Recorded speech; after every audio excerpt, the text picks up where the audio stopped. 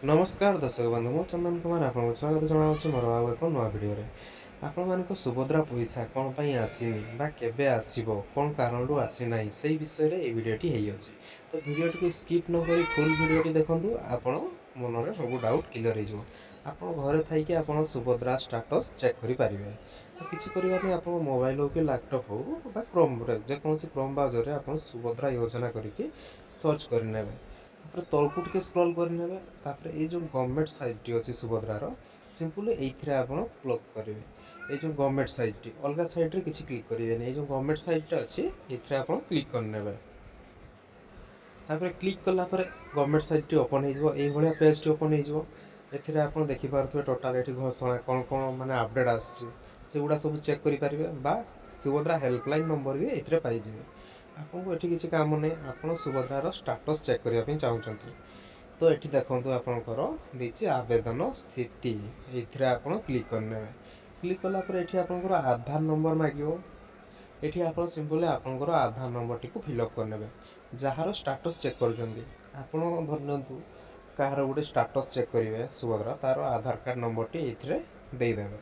देखो गोटे आधार card number आपको लाइव फिलअप करके देखा आधार कार्ड नंबर टी देलापर ये जो ठीक चिन्हटी अच्छी तले जो ये क्लिक करने ये क्लिक कलापर लॉगिन उपरे क्लिक करने तापर आपन को रजिस्टर मोबाइल नंबर को बा आज जो अप्लाई करथिबे रजिस्टर मोबाइल नंबर को गोटे ओटीपी आसीबो ओटीपी टी आसला परे एठी आपन एंटर करने देखो मुझे आपको लाइक करके देखो वीडियो टी स्किप न कले आप निज घरे बसिक चेक करेंगे कौन सी जनसेवा केन्द्र जावाई पड़ोनी क्या पैसा देवाई भी पड़ो ना फ्री रे एकदम आप निज मोबाइल रे चेक करेंगे ओटीपी टी देकी फिलअप करनबार अच्छी तापर आपंकर पेज टी ओपन हो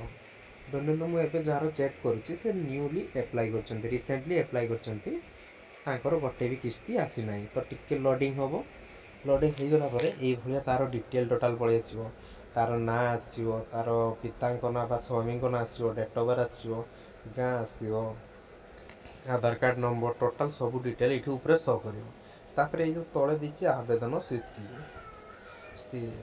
आवेदन स्थिति पर क्लिक करने ये देखो आप केवाईसी कंप्लीटेड बायोमेट्रिक कंप्लीटेड ये आप देखिपे जहाँ जहाँ थिला आपंकर ये आसी आपंकर जो अकाउंट धरा जो पैसा लगी केते किस्ती लगी ये आपंकर तले शो करदेव केते तारीख में लगी कौन पर आसी ना पैसा से भी शो करने आ किसी जब डाउट अच्छी आप मन में तो मत कमेंट करने मुझे आपको से विषय गोटे वीडियो करके आपको जनईदेवी वीडियो भल लगे लाइक शेयर कमेंट निहाती करूँ ता सहित आपंकर फैमिली मेंबर को शेयर कर दिखाँ।